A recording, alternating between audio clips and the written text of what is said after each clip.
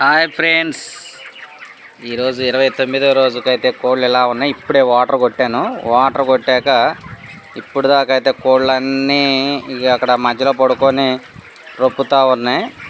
ఇప్పుడు వాటర్ కొట్టిన తర్వాత అయితే వీటికి ఇక ఇప్పుడే ఏసీలోకి వచ్చినట్టుందన్నమాట. ఇటు పని ఇప్పుడైతే మేత మేస్తానే.